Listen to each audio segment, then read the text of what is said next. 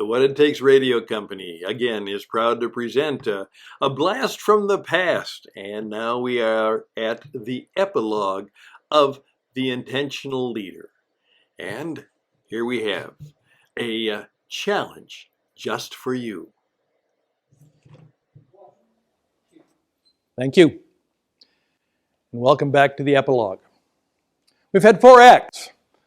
And what I've tried to demonstrate to you, that all business is show business, in which you tell a lot of stories, you make sure that you're entertaining, that you have personality, and most importantly, you have energy. Nothing happens without energy. Nothing. Nothing happens without energy. And so I'm going to really encourage you to understand that the source of energy is important. You're also going to discover that one of the greatest sources of energy is the transcendent power of the Holy Spirit, who is meant to be pure and power and energy. You will also discover, if we have another class, but you'll have to pay for this one again, is that actually the concept of the Trinity is very easy to understand. People say it's hard to understand. No, it's not. It's easy to understand. An idea becomes real and it spreads through power. It's exactly what God does. The idea becomes incarnate and lives among us and then spreads. Every act of creative business, every act of art, everything is an idea that becomes incarnate in a human being and then is given power to spread to others. Every creative act that's ever done is a reflection of the work of the Trinity. Let that sit on your head for a while. And so your job is not to go out and sell products. Your job is to go out and do creation work. You are to create experiences all day long.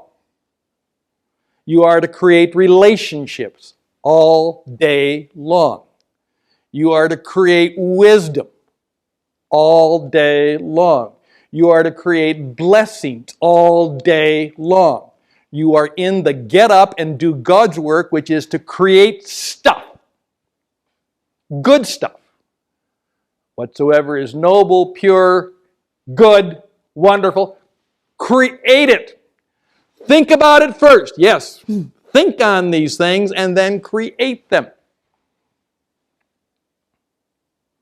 And so what I had to do is I had to get up this morning and say, what am I going to create for these most important people in the world? And I wish there could have been 50 or 500 here. But you know what? You would have gotten the same show if only one of you were here. That's the deal. Has to be.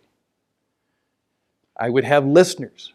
I was told that I oftentimes might have had 3 to 4 or 5 million listeners. I didn't think about 3. I thought of one person. In fact, I got up every time for the program and I had one person in mind. I'm going to talk to that person. Oftentimes I would actually go out in the street and meet people and try and start a conversation with them. And I would teach my young broadcasters how to do that. How to start a conversation. Go out in New York, Paris, London, and learn how to meet somebody. And listen to them. And they wanted to come back. And they had a sermon they wanted to give. And I says, no, you don't get to give your sermon. Tell me what you would say to the person you met in Hyde Park in London today. That's what your program is going to be about tonight. Think of that one person. And what do they need to hear tonight based on what you've learned? And they say, well, Stan, I've got this stuff I want to talk about. All communication is relationship. It is not information. It's always relationships. Otherwise, it's just data. It's stuff. It's information. The goal of this session is that you and I have created a relationship of some kind. And I might blow it, And some of it might be my fault, and some of it could be your fault. You just don't like guys with no hair. That's fine. Okay, I can't do anything about that. I've had people do that. I mean, one lady didn't like my tie and got up and walked out. Most of the time, people like my ties. And I had a big conversation with my wife because I always have distinctive ties. It's part of my shtick. But she said, it's Tucson in August. Cool, the tie deal. I mean, I've got 10 different ties, and they're really cool. Again, it's part of my show. And my glasses are part of my show. And I've got different kinds, sometimes like that. Okay, so those are some of the things that I want you to think about as we're moving forward. Now, we're going to be talking about what I call inspired leadership. Now, I kind of changed it for the guys here at Family Life Radio because they wanted to be intentional leadership. And I said that kind of works out for here's the reason. One of the things you have to understand is that one of the things that changed me was to realize that when that happened, this is exactly what I was hoping for when I married you 20 years ago. We'd have no house, no car, no job, no money, broken, a kid in college. And I was really a smart guy. I was 45 and smart, I mastered all that stuff. I had never been intentional about anything. I kind of dealt with the day, go to college. Well, you took history. Why did I take history? Because it was easy, it was fun, and I was good at it. What do you do with a teaching degree? Well, I guess history degree, you teach, so I became a teacher. All of a sudden I realized that most of the things that I wanted to do, I'd never done. I'd never done them. I just kind of lived by accident. No, most of them were pretty good, okay. But I had never said, as St. Paul would say, this one thing I do. Now, Rick says he's known since he was 8 years old that this is the one thing he wanted to do. We call those people river people. They knew the river and they jumped in and they went for it. Most of us are just lake people. We just get thrown in and we try and swim someplace. Now, there's nothing wrong with that. But here's the thing that really struck me. I found out that when it came to life, only 3% of the population know who they are and what they want out of life. Only 3%.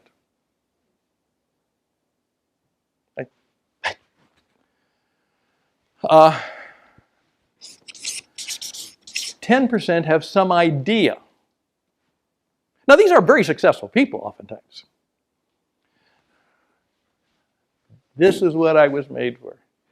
I'm going to show my age. Remember the movie Chariots of Fire, some of you? Story of Eric Liddell? Love the line. Makes me tingle. He says, Jenny, don't you know God made me fast? And when I run, I feel His pleasure. When I do this, I feel His pleasure. Most people settled for what came to them. And that can be okay. 3%, they've got it written down, they've got a plan. Everything about their life is intentional. They know exactly what they're going to do. They have what I call a Sunday night meeting, and at a Sunday night meeting they think and pray and plan for the week. 10%, they're very focused. 60% of the population are hopes, wants, and wishes. Someday my ship will come in. Someday I'll go back to school. Someday I'll do this. Someday.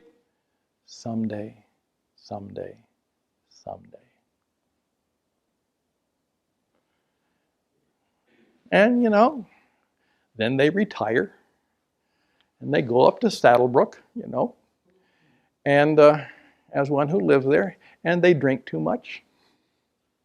And they play too much golf until finally their back gives out and they can't do it anymore, and Rick can no longer fix them, so,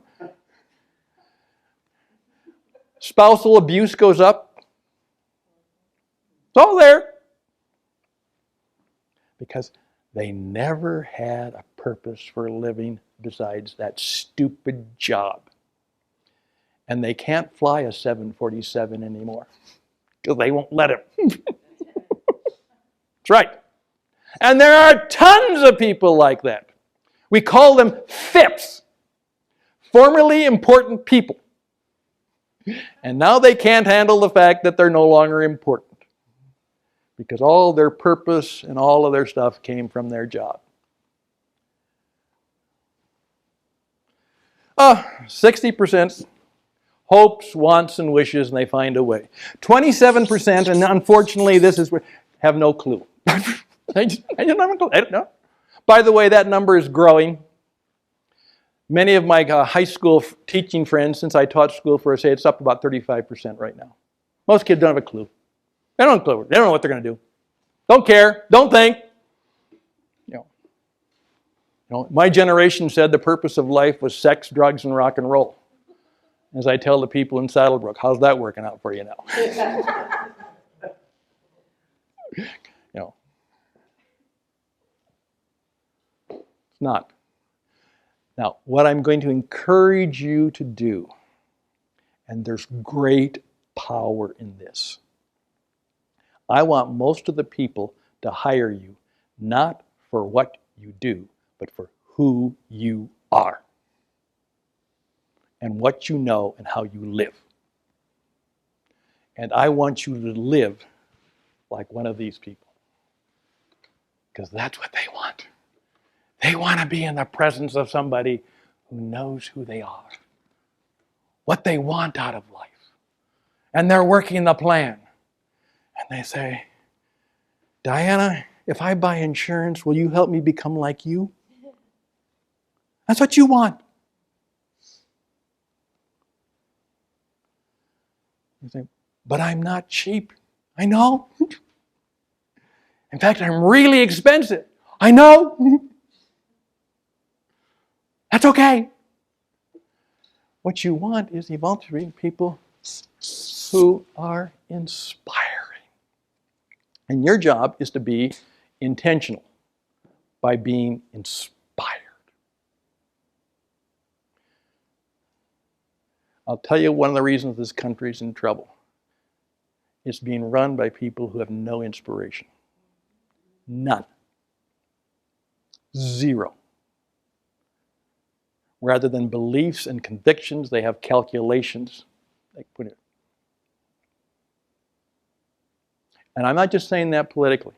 I'm saying that socially, relationally, academically, the entire country is in a situation where we have no inspired leadership in hardly any sector.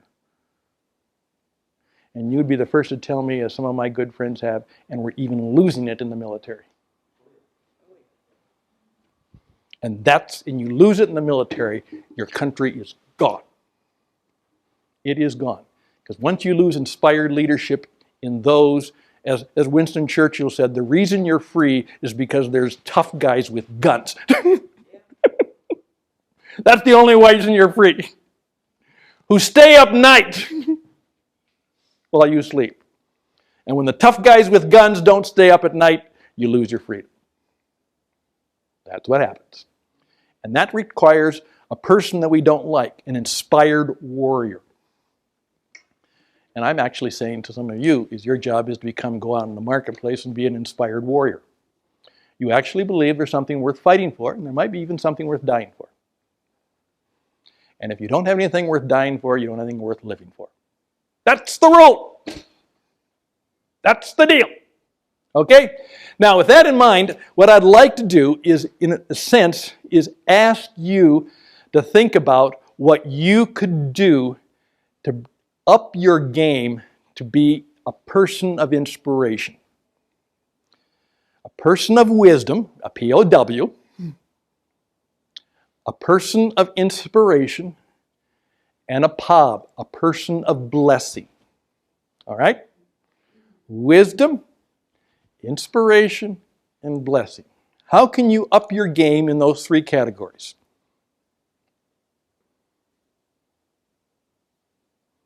And you're going to say, that doesn't just happen. That's what I mean. Well, that's why I'm okay with Family Life Radio. That's intentional living. That's being up here in the 3% category. I mean, you know who you are. You know what you want. By the way, how many of you have planned your funeral? Please do. Begin with the end in mind. If you want to know how to live your life, is decide how you want to be remembered. How do you want to be remembered? When they stand up there and you're dead, and this is really hard on me. And people come up and say, here's my friend Stan. He's dead. What do you want them to say? Okay. What do you want them to say? Think about that. In fact, I got to the point where I actually believe what one of my mentors said. He said, when I'm dealing with a business leader, and if he can't tell me how he wants to be remembered or how she wants to be remembered, I can't help them. I can't help them. I can't help them be effective if they don't have a clue of how they want their business to be better, how they want their organization to be better, how they want their people to relate to them, if they don't know how they want their life to be lived, if they don't know what they want. Remember, Jesus' question is what? What do you want? The guy said, I want to see. It's very specific, wasn't it? Didn't they? I want to be healed. He said, I want to see. Okay, if they don't have that big picture of who they are, what they want, and how they want the life to be different, I can't really help them. And this is the guy who walked away from $50,000 gigs from CEOs who couldn't do that. I think I could probably still work with him. But that was his point. How do you want to be remembered? So I would really encourage you to do that. By the way, what scripture are they going to read? What song are you going to sing? Give thanks with a grateful heart. Give thanks for the Holy One. Give thanks. That's number 2. We're going to begin with the benediction. Doxology. Praise God from whom all blessings flow. And we're going to end with Twist and Shout from the Beatles. Shake it up, baby. It's time for a party, because the life has just begun. So think about those things in your life, all right? Now, this is a way of helping you to think about what it means to be an inspired leader. Now, I'm going to ask you to go up here and take this little chart out, because what I want you to understand is this is something that's become very important to me. This is my trademark now. We're trying to change the world with this. One of my favorite movies of all time is Shawshank Redemption. Greatest movie in the world. Love it. Took a bad deal and redeemed it. And I won that wonderful line where James Earl Jones says, I don't like Tim Robbins that much, but he's a great actor. He said, a diamond is a piece of coal under pressure for a long, long time. A diamond is a piece of coal under pressure for a long, long time. And I just tinkle when I say that. Wow. Is this God's way of making me into a diamond? Right now, I wish he'd stop a little bit of the pressure. It's really hard. But I have to remember that, Okay. We believe that life is a diamond. That's our model. And we've determined that there's basically 3 things that go into inspired leadership, all right? First of all, we believe you have to become a 3% person. You have to start taking charge of your life, and you have to teach all of your clients and customers how to be 3% people. I know what I want in life. I know my goals. Every 6 months, I go back and visit them again. Every 90 days, I revise them. Every 7 sunsets, I decide how I'm going to live the next week. By the way, that's what Sunday is for. That was the purpose of the Sabbath, is to figure out how you're going to get through the next 6 days. and it's going to wear you down, so what happens? On the seventh day, you need to charge up again. Someone once said to me, Stan, how often do you have to have a motivational speaker like you come in? I said, every 7 days. This ain't going to last. Okay? Be a 3% person. Secondly, is you have to learn the art of performance marketing. You have to be able to tell your story and show your stuff. That's marketing. That's marketing. You got to do that. You got to get really good at it. You see how practical this is? Every day you are what? I said, I'm getting up, I'm putting on my makeup, shaving my head, putting my costume on, and I'm going to go out in the world and do what? Tap dance, demonstrate. That's right. It's showtime, baby. Got to do it. Every day. All the time. Tell your story, show your stuff. Particularly if you're an entrepreneur. There's no days off. You're always on stage.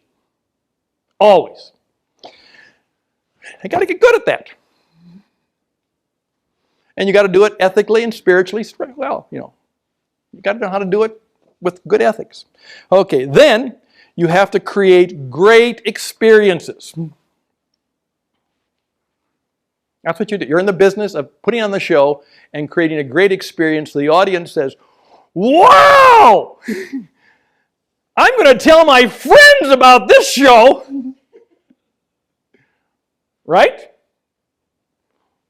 You ought to see that movie. You ought to deal with Venom. He's really good. Is he cheap? No. But he's good.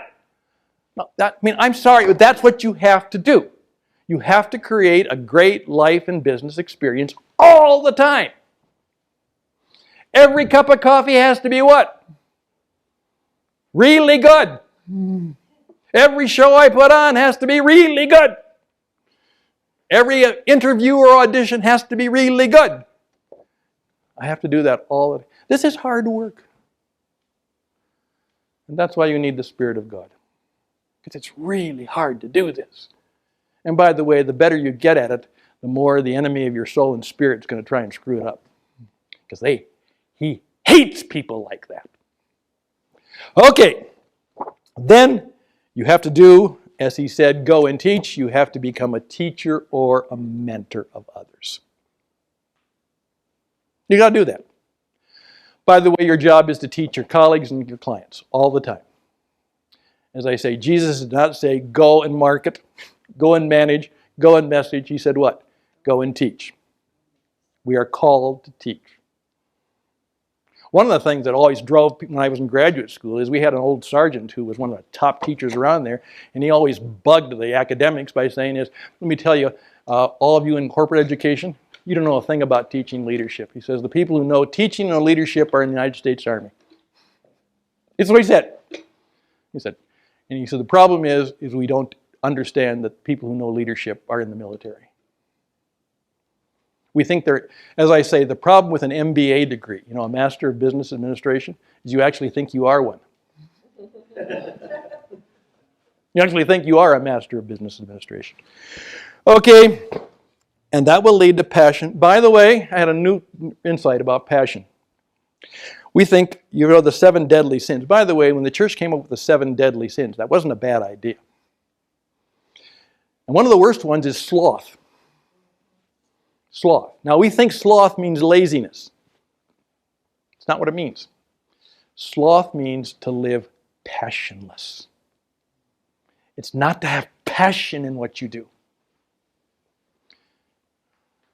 And the passion of Christ was the fact that there was something that he was so impassionate about that he suffered for it. Actually, the word passion means suffering are the same word. A passion means there's something I would suffer to accomplish. They're the same word. It means the same. That's when we say the passion of Christ. It's the suffering of Christ. It was so important that he do this, that he had to suffer to achieve what he wanted to do. It goes together. So, passion. And then you have to do what? You have to have your purpose so that you can perform. And then you will truly live at peace. And now we have 5 minutes. And it's up to you. I'm done. That was my story. I'm sticking by it. And now you will know how to be an intentional, inspired leader. But we're going to quit on time. But I would be more than open to having a few questions or comments or testimonies or stories that I can perhaps help you with. And if not, I'll close up. Yes? Question. I have staff. I've got an assistant manager. One of his strengths is my weaknesses, which is connecting with staff, connecting with customers. He does it in such a tremendous, excellent way. I stink at it. I'm so task-oriented, task-driven, management-oriented. He's the assistant manager. He has a quicker, more frequent connection with the staff and customers. How critical is it for me to try and strive to really up my game and being able to perform equally? Delegate everything but your genius. Are you good at that? I speak. Okay, then I wouldn't do it. So I Huh? put so much pressure on myself and feel like Why? such a failure. Oh. Great. I don't go to my doctor and say, you know what, I think I'll operate on myself. You're crazy. Delegate everything but your genius. Trade positions with him. Trade positions with him. Take his job. Let you do Well, here's what you need to do. Okay, first of all, you affirm him. Because I'm not going to change you. By the way, there's only 2 ways people really change. They are overwhelmed by a great love. I mean, something comes and it overwhelms them with love. Or they go through a profound suffering. Those are the only ways people really change. And it's really hard for me to learn that. Because I'm going through some really bad times right now. Profound suffering. So most of us can't change. We can adjust, we can improve, and we can tweak, and we can make some changes. But deep change is a work of the Spirit of God. That's why in the middle of the circle is very simple, is the 5th facet of the diamond is that all of this requires the Spirit of God. I'm telling business people now at this stage in my life, I'm sorry, unless God is involved in the center of the diamond, it ain't going to work. And when you're my age, you can say that because they can't hurt me anymore. You probably can't say that yet. Because when I was 35, 40, 45, 50, but right now, at the age of 70, you get to tell the truth. I'm telling business people. I told the guy, I said, your mentoring program will not work because it's not spirit-based. The only way a mentoring program works is if the Spirit of God is in it and the people actually care about the people they're mentoring. And they said, well, we can't say that for the Society for Financial Professionals. And I said, fine, I can't help you. Because your program will fail. I worked with a mentoring program for the $1 Million Roundtable. It's a disaster. Because the $1 Million Roundtable will not admit that mentoring is a spiritual discipline. And they won't admit it. And that's why their mentoring program for the last 19 years has failed. And that's why most financial service organizations have an 80% failure rate because they do not know the spiritual realities behind mentoring and discipleship. As I said, if 80% of the doctors failed, you wonder what's wrong with the company. So I would just simply say this, okay? First of all, fully confess it. Okay, you just did, in publicly. That's fine. Secondly, what you do is you say, how can I get a little bit better? That's all. What can you teach me? When you notice something, could you give me a little guidance? That's all. Just be open. Be teachable, be coachable. But then you simply say is, I fully affirm you. By the way, change his title. You're never an assistant of something. You're always the leader of something. He is the leader of what? Customer relationships. Basically, I went in for a receptionist. I changed the entire thing. The receptionist, I appointed her and I gave her a business card. she was now the CHO. She's the Chief Hospitality Officer. She loved it. She's the Chief Hospitality Officer. Your job is what? To create hospitality in this place. You are to serve them coffee. You are to make them feel wonderful. You are to make them feel like the most important person in the world. So no, don't. You are not the receptionist anymore. You are the CHO. And within 20 minutes, she was calling all of her friends and telling us, I just got a promotion. I'm the CHO of this company. I am the Chief Hospitality Officer. And we got her a business card that said so. You think we got performance out of that baby? We sure did. So I would very simply say that, and make his gift a job description. Right. He's a chief. You're not. He's the chief of customer relationships. We love to be chiefs. No one wants to be in India. You want to be a chief. Is that helpful? Be glad to. Very simply, let me just simply say this to you. One of my favorite stories was this from the late Peter Drucker. And what he did, he's one of my heroes. Deeply Christian man, by the way. He tells a story that one time his housekeeper came to him part-time, and she said, Mr. Drucker, most of the time I work in an emergency room. She said, yeah, I know that. It's really great. She said, and we're going to have a leadership retreat where they're all going to get together from the emergency room. We're going to go out, and we're going to come up with our mission statement. And she said, would you lead this? She said, they pay $500. Of course, Peter Drucker makes $50,000 a day. I said, sure, Rosalie, I'll do that for you. She said, it's going to be a Saturday. Peter Drucker tells a story that it was the most significant thing that ever happened in his life. He said that one-day session led to 3 or 4 or 5-day sessions. In fact, it was 3 months we kept meeting. And he said, finally, when we got done, this was the mission of the emergency room. The mission of the emergency room was to take people in who were in deep distress, to assure them that it was going to be okay, and then do everything in our power to make it so. Star Trek, make it so. And he said, that was the most wonderful thing I ever learned in life. That the purpose of life in business was to take people who have problems, distress. They're there because they want something. To take people in deep distress and to tell them everything is going to be okay. And then do everything we can to make it so. And he said, that is not only the purpose of the emergency room, that is the purpose of your life, and that is the purpose of your business. So do it and do it well.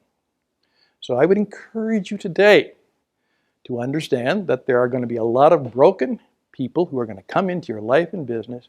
They have some need, and they have something that they need fixed, some healing that needs to be replaced. Your job is to do what?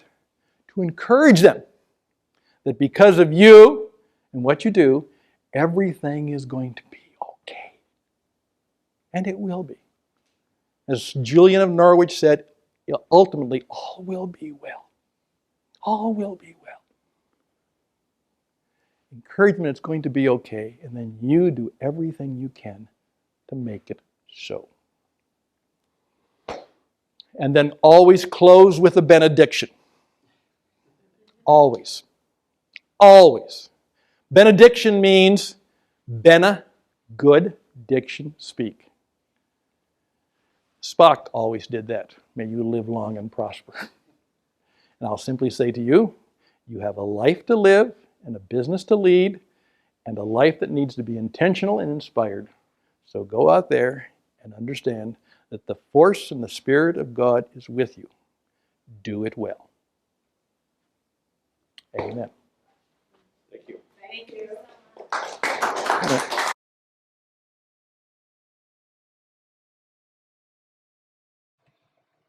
Yes, Thank you for your time. Thank you for giving so much energy and concentration to this program. And we hope it might be helpful to you. And it's still something that we can do.